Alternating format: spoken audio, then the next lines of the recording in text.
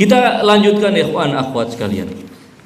Allah Subhanahu wa taala menjelaskan kepada kita bahwa Allah telah menetapkan perumpamaan, ya, Allah telah menetapkan perumpamaan kepada kita bahwa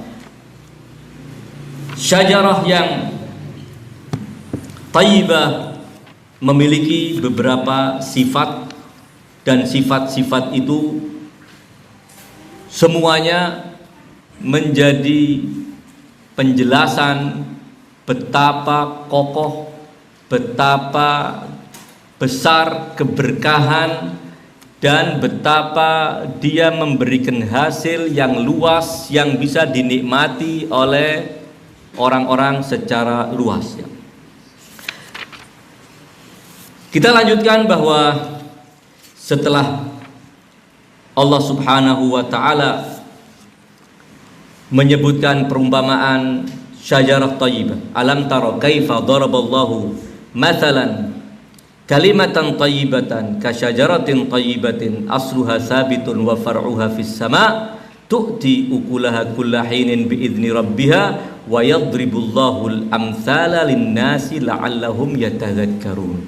Allah hadirkan perumpamaan ini agar manusia bisa sadar dan mengingat bahwa tauhid, keyakinan yang benar, berjalan dengan istiqomah di atas keyakinan yang benar, menjalankan seluruh konsekuensi dari keyakinan yang benar adalah membawa hasil yang sangat mencengangkan, membawa hasil bagi penyandangnya dan membawa hasil positif bagi orang-orang di sekitarnya. Dia akan menjadi pelopor kebaikan di tengah-tengah umat manusia. Ini yang terkait dengan kehidupan dunianya. Sementara apa yang akan Allah berikan kepada mereka di akhirat nanti, apa yang Allah berikan untuk mereka sebelum hari akhirat ketika di alam kubur, apa yang Allah akan berikan kepada mereka di detik-detik terakhir menjelang kematiannya, dan detik-detik yang paling serius, seperti nanti akan kita baca dalam beberapa riwayat terkait dengan ayat-ayat berikutnya. Allah ingin mengatakan la'allahum yatadzakkarun, agar menjadi sadar manusia bahwa dengan mengikuti keyakinan yang benar kalian akan mendapatkan kebahagiaan di dunia dan kebahagiaan di akhirat. Kalian akan memberikan kebahagiaan kepada orang lain juga, tidak semata kebahagiaan untuk diri kalian semata, kebahagiaan untuk orang lain juga. Tentu ini akan merangsang orang, mendorong orang, merayu orang untuk memikirkan bahwa inilah yang semestinya harus kita tuju. Kita harus menyandang ini semua agar kita menjadi manusia-manusia yang berbahagia dalam kehidupan. Tidak seperti yang diumpamakan pada ayat berikutnya. Wa mathalu kalimatin khabithatin kasyajaratin khabithatin ijtutsat min fawqil ardi ma laha min qarar. Dan perumpamaan kalimat yang busuk, khabithah, yang jahat, kasyajaratin khabithatin, seperti pohon yang juga jelek dan busuk, pohon yang buruk. Ketika menyebutkan kasyajaratin thayyibatin, dirinci sifat-sifat indah dari pohon tersebut, agar itu menjadi dorongan tersendiri buat kita. Ketika kita menyandang keimanan, ini loh hasilnya. Kamu bagikan pohon yang ini sifat-sifatnya. Tetapi ketika berbicara tentang pohon yang busuk, pohon yang buruk, tidak dirincikan penyebutan sifat-sifat itu. Itu juga menjadi pelajaran bahwa kita jangan terlalu sibuk untuk mencecer hal-hal buruk di tengah-tengah orang.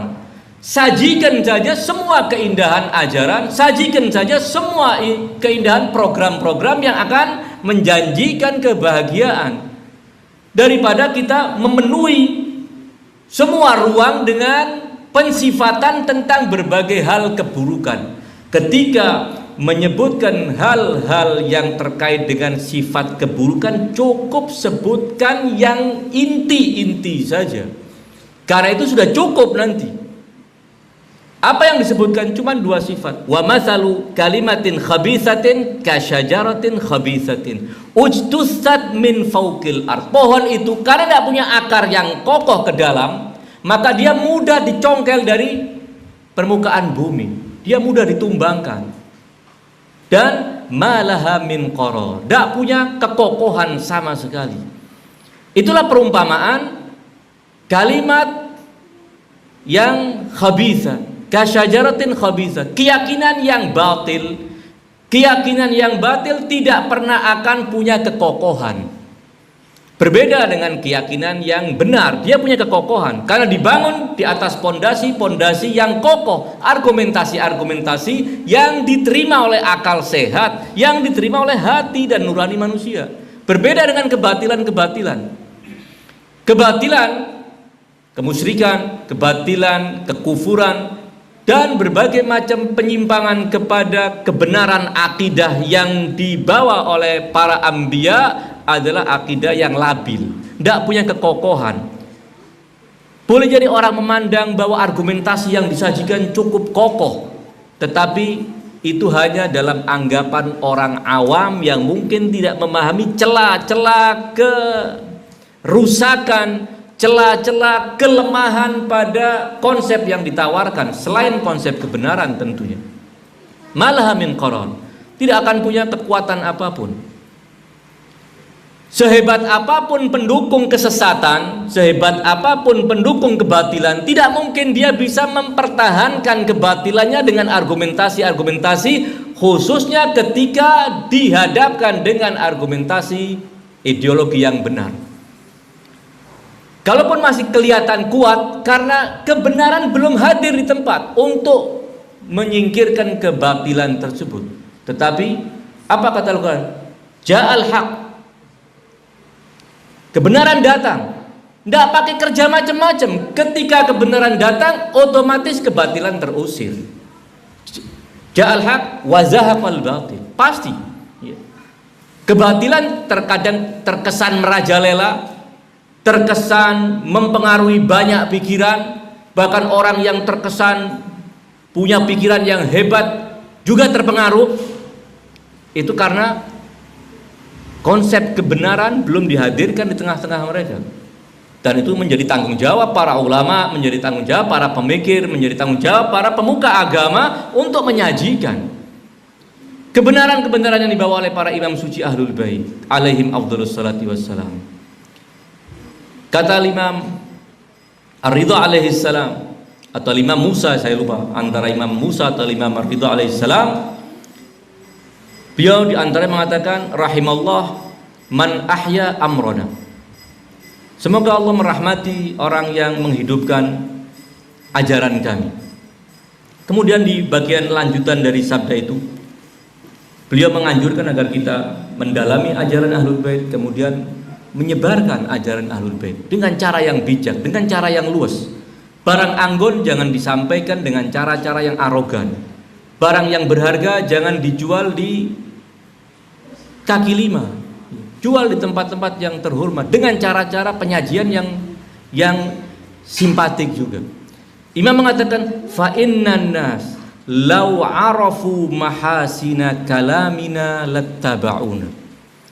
Karena sesungguhnya manusia, kalaupun sampai sekarang mereka belum tertarik mengikuti Ahlul Bait, bukan karena mereka adalah orang-orang jahat, orang-orang busuk yang memang sengaja menentang kebenaran, tidak. Kalaupun ada, itu adalah minoritas di antara manusia-manusia yang sampai saat ini belum mengikuti ajaran Ahlul Bait. Kenapa? Karena keindahan-keindahan ajaran Ahlul Bait itu belum tersampaikan ke telinga-telinga mereka. Andai manusia mengetahui keindahan-keindahan ajaran-ajaran kami, pasti, kata Imam, lattaba'una, mereka akan mengikuti kami. Jadi salah satu di antara yang menghalangi sebagian manusia untuk mengikuti ajaran Ahlul Bait adalah belum tersampaikannya ajaran-ajaran yang indah ini kepada mereka. Dan boleh jadi, mudah-mudahan tidak, sebagian kemudian tidak mengikuti ajaran Ahlul Bait gara-gara kita sebagai pengikut Ahlul Bait tidak mampu mencerminkan ajaran indah Ahlul Bait di tengah-tengah masyarakat. Karena itu pula para imam kemudian menekankan kepada kita semua, saya dan antum semua, bahwa kunu lana zainan wala takunu alaina syainan.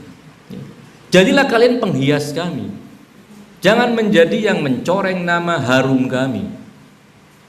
Ala kulli kita kembali bahwa wa mathalu kalimatin khabithatin kasyajaratin khabithatin ujtusat min fawqil ardi ma laha min qarar. Kemudian dilanjutkan dengan menyebutkan apa yang Allah karuniakan kepada orang-orang yang beriman, yang telah menyandang keyakinan yang benar, yang telah menyandang keyakinan yang kokoh, yang berpegang teguh dengan keimanan yang benar dan kokoh dengan penuh istiqomah dan konsekuensi.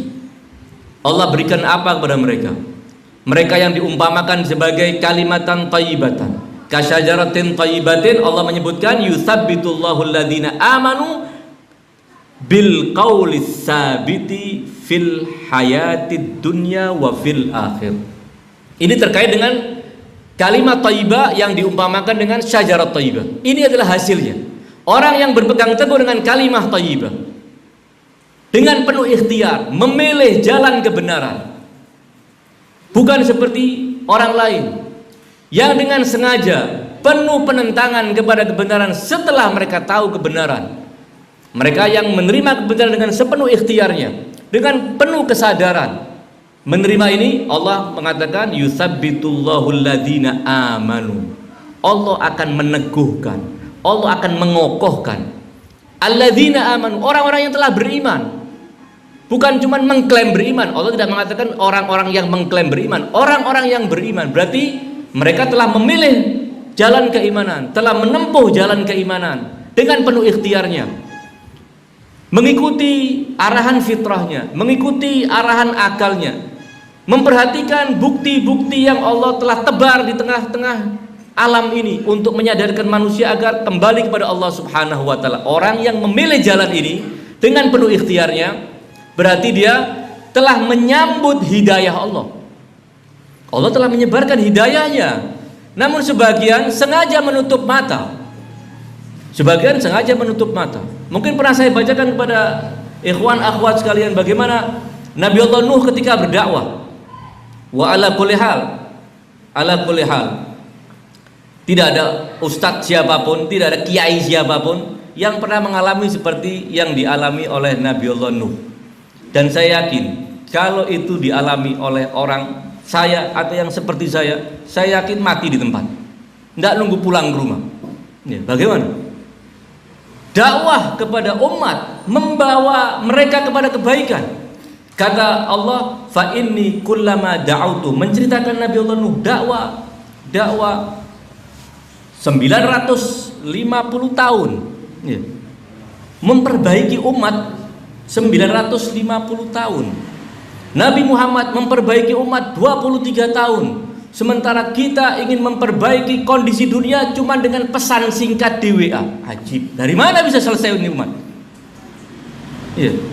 Kalau dengan pesan singkat semua bisa beres, kenapa Al-Quran 30 juz?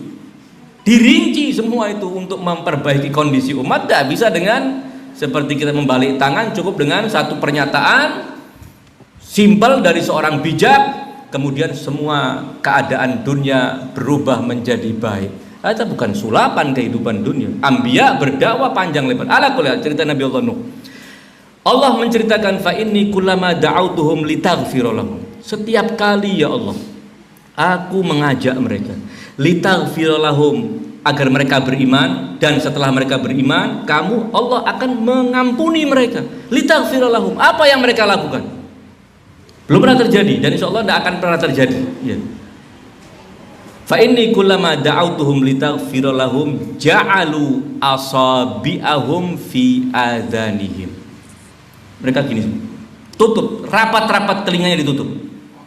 Tidak cukup itu, wastaghsyaw thiyabahum, bajunya dipakai menutupi mukanya, saking tidak mau melihat muka si pendakwa kepada kebenaran.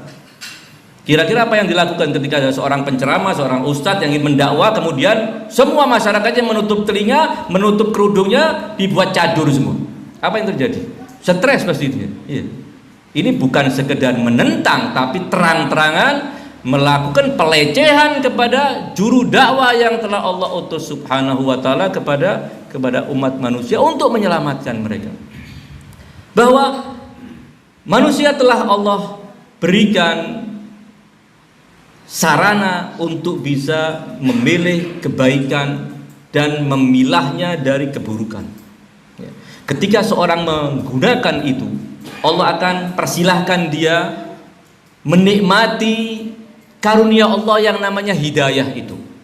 Kemudian ketika dia konsekuensi berpegang teguh dengan hidayah Allah, Allah akan kokohkan hidayah itu dalam dirinya sebagai bonus yang Allah berikan. Karena dia telah menggunakan akal sehatnya, dia menjaga kesucian fitrahnya dengan menerima kebenaran. Setelahnya Allah beri bonus, yutsabbitullahu alladzina amanu fil hayatid dunya, dibuat kokoh keimanannya. Kalau ada orang kemudian murtad di tengah jalan, yakinlah bahwa dia tidak punya kekokohan sejak awal dengan keimanannya. Kalau keimanannya sejak awal dia rawat, tidak mungkin akan ditelantarkan oleh Allah subhanahu wa ta'ala, akan dijaga oleh Allah subhanahu wa ta'ala. Alaihal, itulah yang Allah berikan kepada orang-orang yang beriman. Dan itu yang tadi oleh Alamat Toba-Tobai dijadikan alasan, ayat ini dijadikan sebagai indikasi bahwa yang dimaksudkan dengan kalimatan thayyibatan yang diperumpamakan dengan syajaratin thayyibatin adalah al-i'tiqad al-haq as-sabit, keyakinan yang benar dan kokoh yang disandang oleh seorang mukmin. Sekarang dijelaskan, inilah orang yang menyandang al-kalimat thayyibah itu ini. Orang-orang yang beriman ini, apa yang aku berikan kepada mereka? Karunia apa yang aku persembahkan untuk mereka? Allah berfirman, yutsabbitullahu alladzina amanu bil qaulis sabit, dengan al-qaul yang kokoh, dengan keimanan yang kokoh dan tidak tergoyangkan. Setiap kali ada upaya dari luar maupun dari dalam untuk menggoyang keimanannya, Allah akan kuatkan dia. Allah akan kuatkan. Setiap kali ada gangguan dari setan membisiki dia agar pelan-pelan menjauh dan meninggalkan, berpegang teguh dengan keimanan yang ujungnya nanti akan melepas keimanan, Allah akan bentengi hamba tersebut. Karena hamba telah mencari perlindungan kepada Allah dengan keimanannya. Maka setiap orang yang mencari perlindungan kepada Allah dengan keimanannya, dengan istiqomah berpegang teguh dengan keimanannya, dengan serius merawat keimanannya, Allah akan jaga dia. Allah akan jaga dia. Yutsabbitullahu alladzina amanu bil qaulis sabit fil hayatid dunya, dalam kehidupan dunia ini. Dia akan selalu terkawal, dia akan selalu diarahkan dengan arah yang baik. Dan wafil akhirati, di akhirat nanti. Terkait dengan ayat ini, kata akhirat dalam ayat ini sesuai dengan riwayat-riwayat yang ada, yang dimaksudkan adalah alam kubur atau menjelang kematian dan berpindah ke alam kubur. Kenapa? Karena di akhirat sudah tidak butuh lagi dengan pengukuhan atau pengokohan dari Allah. Tidak lagi butuh kepada, karena sudah bukan alam taklif di situ. Tidak ada lagi godaan setan, tidak ada lagi godaan hawa nafsu. Itu semua hanya ada di dunia. Di saat kita rawan tergelincir karena godaan, disitulah Allah hadir memberikan kekuatan kepada hamba. Sementara di akhirat selesai itu, alamnya sudah alam menerima hasil kerja keras di dunia. Karena riwayat-riwayat tertentu menyebutkan bahwa yang dimaksudkan dengan fil hayatid dunya wa fil akhirah, dalam kehidupan dunia dan kehidupan akhirat, adalah alam kubur. Kita akan coba baca riwayat tersebut dari para imam suci Ahlul Bait, di antaranya menyebutkan demikian. Juga dari riwayat ahli sunnah mengutip dari An-Nabi Shallallahu Alaihi Wasallam juga demikian. Kita akan coba baca beberapa riwayat. Pertama, riwayat dari Zurarah dan Humran wa Muhammad ibn Muslim dari Abu Ja'far al-Imam al-Baqir dari al-Imam As-Sadiq. Zurarah dan Humran dua saudara. Zurarah ibn A'yan, Humran ibn A'yan. Ini adalah orang-orang yang Syiah sejak nenek moyangnya. Tadinya Kristen, kemudian masuk Islam di zaman Imam Ali kalau saya tidak salah, kemudian menjadi Syiah istimewa Imam Ali, kemudian anak cucunya sampai zaman Imam Baqir, sampai zaman Imam Ja'far, semuanya Syiah wa ulama. Keluarga besar A'yan, atau orang kadang membacanya A'yun. Zurarah ibn A'yun, Humran ibn A'yun. Dari Muhammad ibn Muslim juga meriwayatkan dari Imam Al-Baqir, dari Imam As-Sadiq alaihissalam. Keduanya bersabda demikian: idza wudi'ar rajulu fi qabrihi atahu malakan. Jika seorang diletakkan di kuburnya, di liang lahatnya, akan didatangi oleh dua malaikat. An yaminihi, malakun an yaminihi wa malakun an shimalihi. Satu malaikat di sebelah kanannya, satu malaikat di sebelah kirinya. Wa uqimas syaitanu baina yadai. Setan pun dihadirkan di depan orang tersebut. Ainahu min nuhas. Mata setan itu dari tembaga merah. Fayuqalu lahu, maka ada yang bertanya kepada mayit yang sudah diletakkan di liang kuburnya dan para pelayat sudah pulang semua. Ma taqulu fi hadzal rajulil ladzi kharaja min baini dhahranaikum yaz'umu annahu Rasulullah. Apa pendapatmu tentang orang yang muncul di tengah-tengah kalian dan mengaku dirinya sebagai Rasul? Maksudnya Rasulullah Shallallahu Alaihi Wasallam. Fayafza'u lidzalika faz'ata. Ketakutan si mayit yang dibangunkan oleh dua malaikat, sementara di depannya ada setan, matanya merah seperti tembaga. Kemudian dua malaikat ini bertanya pertanyaan seperti itu. Fayaqul, kalau orang itu mukmin, kata Imam, fayaqulu in kana mu'minan, kalau dia seorang mukmin dia akan menjawab demikian: Muhammadun Rasulullah. Orang itu adalah Muhammad, utusan Allah. Fayuqalu inda dzalik, saat itu setelah dia menjawab dengan benar, maka kata dua malaikat, nam naumatan la hulma fiha. Tidurlah dengan tidur yang tidak terganggu oleh mimpi-mimpi sampai nanti kamu dibangkitkan di hari kiamat. Wa yufsahu lahu fi qabrihi tis'atu adru'in, akan dilebarkan kuburannya menjadi 9 hasta dari kuburan yang asli, dibuat lebar. Wa yara maq'adahu minal jannah, dan dia diperlihatkan oleh Allah, itu loh tempatmu di surga nanti. Dengan itu dia akan tenang dan tidur dengan nyenyak tenang, tinggal menanti saat dia dibangunkan dan dipersilakan untuk masuk surga. Wa huwa qaulullah, inilah firman Allah, yutsabbitullahu alladhina amanu bil qauli tsabiti fil hayatid dunya. Tetapi wa in kana kafiron, kalau orang itu orang kafir, maka ketika ditanya siapa orang yang bangkit dan dia mengaku sebagai Rasul utusan Allah itu, siapa dia, benar utusan Allah atau tidak?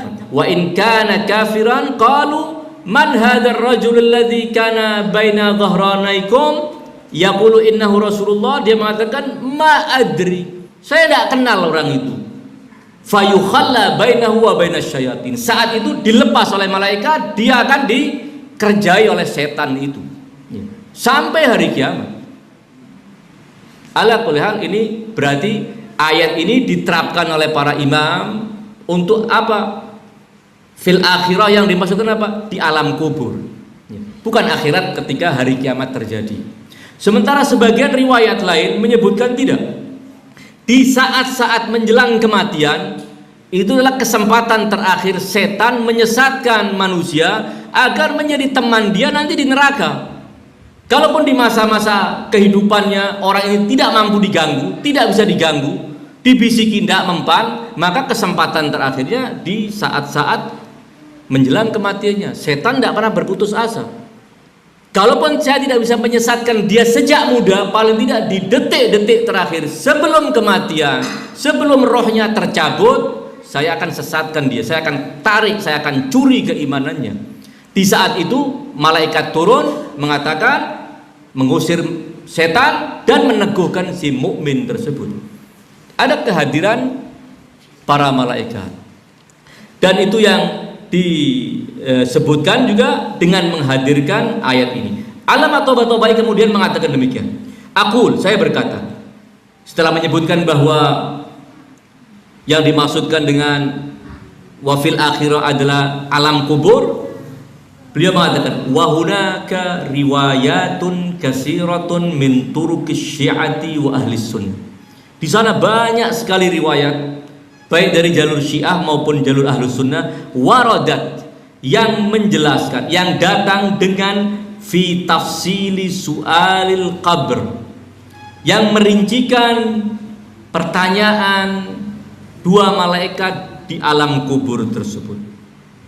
Wa ityanil malakaini munkar wa nakir, dan kehadiran dua malaikat, wasabatil mu'min, keteguhan si mukmin di kuburan ketika terjadi pertanyaan itu akhir ujian manusia di situ, akhir ujian manusia. Kemudian wa dhalalil kafir inda dzalik wa qad waqa'a fi katsirin minha, dan dalam banyak riwayat itu dikaitkan dengan ayat ini. Itu artinya bahwa ayat ini sesuai dengan tafsiran-tafsiran yang dikutip melalui riwayat adalah di alam kubur atau menjelang kematian. Wa zahiruha, zahir dari riwayat-riwayat itu, annal murada bil akhirah wal qabru wa alamul maut. Kuburan yang dimaksudkan menjelang kematian. Kenapa bukan akhirat dengan arti alam setelah kiamat? Kata beliau, karena alam setelah kiamat sudah tidak lagi ada ujian, tidak lagi ada gangguan, sehingga perlu ada peneguhan. Itu diantara riwayat yang menyebutkan keterangan tentang ayat yang telah kita baca ini. Ini yang terkait dengan orang-orang mukmin, yang dipercontohkan dengan kalimatan thayyibatan kasyajaratin thayyibatin hingga akhir ayat. Kemudian lanjutan ayat bagian akhir, wa yudillullahu zalimin, dan Allah akan menyesatkan orang-orang yang zalim. Ini sebagai konsekuensi dari perumpamaan wa mathalu kalimatin khabithatin kasyajaratin khabithatin ini. Syajarah khabithah itu adalah keyakinan yang sesat, keyakinan yang salah, keyakinan yang batil, kekufuran, kemusyrikan, dan semua konsekuensi dari penyimpangan kepada ajaran yang benar. Itulah kalimat khabithah. Seperti pohon yang khabithah, yang sifatnya ujtusat min fauqil ardi, akan tercabut dari permukaan bumi, dan malaha min qarar. Allah menyesatkan orang-orang yang zalim. Mungkin muncul pertanyaan, jangan-jangan mereka itu ingin mendapatkan hidayah, tapi Allah tidak memperkenankan. Jangan-jangan mereka serius ingin mendapatkan petunjuk Allah, namun Allah sengaja menyesatkan mereka. Ya. Maka di sini orang akan mengatakan, apa salah mereka? Kenapa mereka dihukum? Toh mereka kepingin mendapat hidayah, tapi Allah yang menghalang-halangi. Allah yang sengaja menyesatkan mereka. Sebagaimana pada bagian yang pertama, orang-orang yang beriman itu memilih keimanannya dengan sepenuh ikhtiar dia, karena memanfaatkan semua petunjuk Allah, memanfaatkan semua fasilitas yang Allah berikan, baik akal, nurani dia, bimbingan para anbiya, dia perhatikan, dia manfaatkan, maka dia sampai kepada sebuah kesimpulan beriman kepada Allah. Allah berikan bonus berupa apa? Yusabbitullahu alladziina amanu.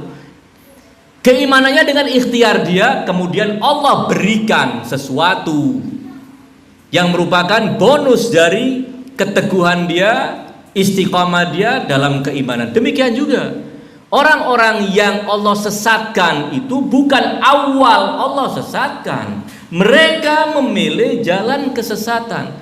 Allah telah tunjukkan jalan kebenaran, jalan hidayah dengan semua bimbingannya, dengan semua tanda-tandanya, diabaikan. Dia lebih memilih yang ini. Istahabbul ama 'alal huda. Mereka lebih suka kebutaan ketimbang hidayah Allah atas pilihan mereka. Mereka mengabaikan akal sehat mereka, mereka mengabaikan nurani mereka, mereka mengabaikan fitrah mereka, mereka menutup mata dari semua bukti yang dihadirkan oleh para anbiya. Maka ketika itu dibiarkan oleh Allah Subhanahu wa taala. Dibiarkan. Itu artinya Allah menyesatkan. Orang memilih jalan kesesatan dibiarkan oleh Allah Subhanahu wa taala. Kenapa? Karena Allah tidak memaukan keimanan hamba kecuali dengan sepenuh ikhtiar dia.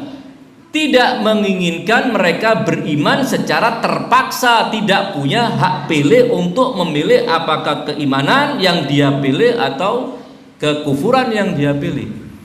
Artinya Allah menyesatkan itu adalah Allah membiarkan karena mereka memilih kesesatan, maka Allah biarkan mereka. Falamma zaghu azaghallahu qulubahum. Ketika mereka menyimpang, oleh Allah hatinya dibiarkan menyimpang. Untuk pengecualian tertentu, iya terjadi. Orang tadinya berada dalam jalan kekufuran, namun kemudian dia berpindah haluan memilih keimanan. Itu pun bukan dipaksa oleh Allah. Dia tidak mau diseret-seret oleh Allah untuk beriman itu, padahal dengan tanpa ikhtiar dia tidak. Dia dengan penuh kesadaran memahami bahwa jalan dia adalah jalan yang keliru, dia mulai putar haluan. Ketika dia putar haluan, Allah dorong, Allah berikan kemudahan-kemudahan untuk dia tempuh jalan kebenaran tersebut. Itu yang namanya taufik minallah, kemudahan yang Allah berikan. Tetapi kalau kesesatan dibiarkan oleh Allah, karena memang itu pilihan dia, pilihan dengan sepenuh ikhtiar dia. Karena Allah mengatakan pada ayat ini apa? Wa yudillullahu zalimin. Yudillullahu zalimin. Siapa yang disesatkan oleh Allah? Orang-orang yang zalim. Orang-orang yang zalim. Seperti juga dalam awal-awal surat Al-Baqarah ketika Allah menyebutkan perumpamaan Innallaha la yastahi an yadriba mathalan ma ba'udatan. Allah tidak malu menghadirkan percontohan hanya sekedar lalat atau nyamuk. Adapun orang-orang yang beriman, kata Allah, wa ammal ladzina amanu fayaquluna hadza min indillah. Perumpamaan ini sepenuhnya dari Allah Subhanahu wa taala. Ada hikmah yang besar di balik perumpamaan walaupun sekedar menyebut seekor lalat atau nyamuk. Tetapi orang-orang yang kafir, Allah menyebutkan apa? Sementara orang-orang yang kafir menganggap itu adalah hal yang sia-sia, dan mereka dengan sikap mengolok-olok perumpamaan Allah menjadi sesat. Ya. Maka Allah menyebutkan apa? Bahwa mereka wa ammal ladzina ayatnya mengatakan wa ma yudhillu bihi. Jadi melalui perumpamaan ini yahdi bihi katsiran. Allah akan memberikan petunjuk melalui perumpamaan ini katsiran, banyak manusia. Wa yudhillu bihi katsiran wa yahdi bihi katsiran. Yang Allah sesatkan dengan perumpamaan ini banyak, yang Allah beri hidayah dengan perumpamaan ini juga banyak. Sekali lagi dengan pengertian Allah menyesatkan nanti membiarkan. Karena akhir ayatnya mengatakan wa ma yudhillu bihi illal fasiqin. Dan Allah tidak menyesatkan dengan perumpamaan yang disebutkan dalam Al-Quran kecuali orang-orang yang fasik, yang memang keluar dari jalan fitrahnya, yang benar-benar terlucuti dari akal sehatnya, dia milih keluar dari jalan ketaatan, fasik. Dalam ayat yang sedang kita bahas, wa yudhillullahu zalimin. Yudhillullahu zalimin. Allah menyesatkan orang-orang yang zalim. Catatan kecil ingin saya sampaikan.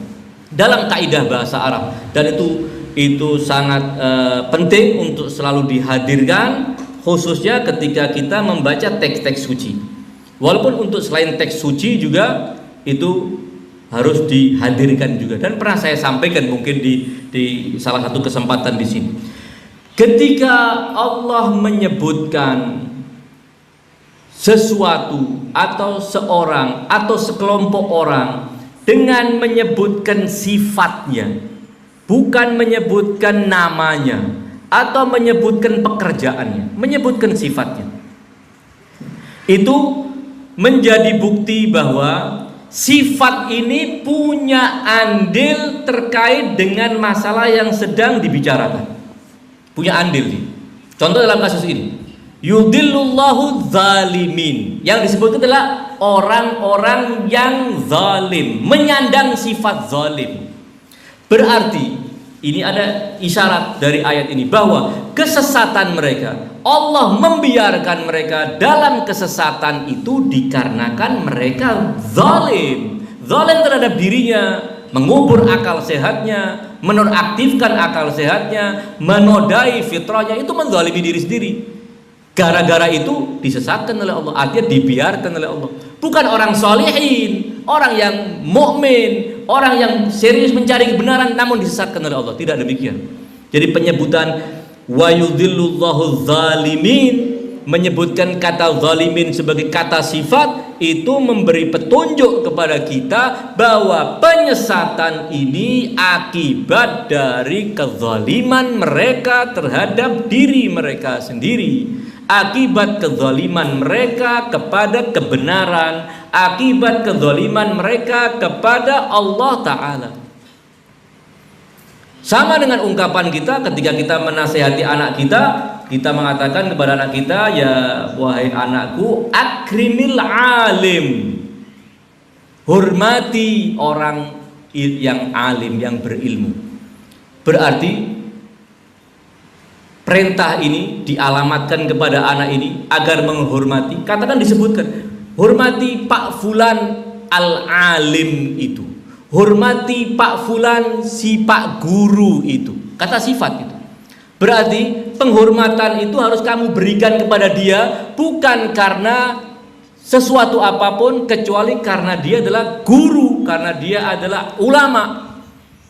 Masalah kemudian dia juga pamanmu, bab lain. Hormati dia bukan karena dia pamanmu, tapi karena dia adalah guru, karena dia adalah orang alim. Kenapa? Karena yang disebutkan adalah akrimil alim.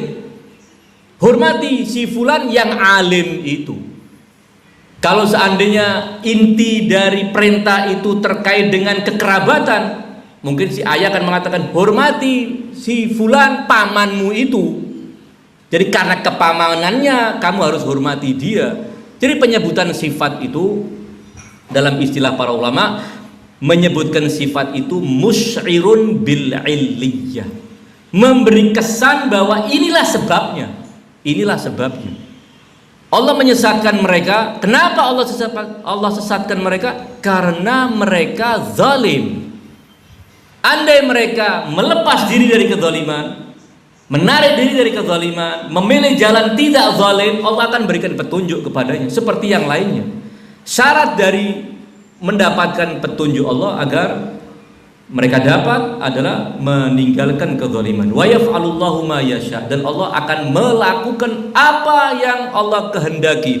Tidak ada kekuatan apapun yang bisa menghalang-halangi Allah, dan apa yang Allah kehendaki pasti selalu sejalan sesuai dengan kemahabijakan Allah. Allah ketika memberikan hidayah kepada sekelompok manusia karena mereka punya kelayakan, punya keseriusan untuk berpegang dengan petunjuk Allah, mencari hidayah Allah. Walladzina jahadu fina lanahdiyannahum subulan. Orang yang berjihad bukan di jalan Allah. Walladzina jahadu fina, berjihad pada kami, mencari kebenaran, serius ingin berpegang dengan kebenaran. Kalau sudah menemukan kebenaran, ketika ada seorang yang serius seperti begitu, tidak mungkin Allah akan telantarkan. Pasti Allah akan beri petunjuk dia.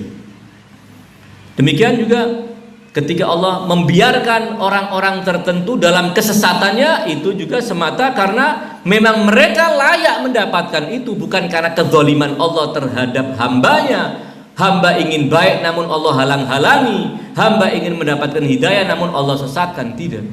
Jadi ayat ini ketika mengatakan wa yudhillullahu dzalimin wa yaf'alullahu ma yasha. Kita akan akhiri ayat ini. Kita berarti mulai ayat ke-24 hingga ayat ke-27 dari surat Ibrahim. Insyaallah pada pertemuan yang akan datang kita akan lanjutkan dengan perenungan terhadap ayat-ayat yang menyebut orang-orang yang menyia-nyiakan nikmat Allah, nikmat petunjuk Allah. Sekarang ketika ada seorang mendapatkan hidayah Allah, jangan pernah disia-siakan. Orang yang menyia-nyiakan petunjuk Allah yang sudah dia dapat, ancamannya adalah sangat serius. Atau orang yang mengabaikan petunjuk yang telah Allah tebar, yang merupakan itu nikmat teragung Allah bagi umat manusia, ketika dia abaikan juga dia akan mendapatkan konsekuensi yang sangat serius di dunia dan di akhirat. Alam tara ilal ladzina baddalu ni'matallahi kufran wa ahallu qaumahum daral bawar. Tidakkah engkau melihat orang-orang yang mengganti nikmat Allah dengan sikap kufur dan mereka menempatkan kaum mereka di rumah kehancuran, jahannama yaslaunaha wa bi'sal qarar. Neraka jahanam yang akan memanggang mereka dan itu seburuk-buruk tempat tinggal.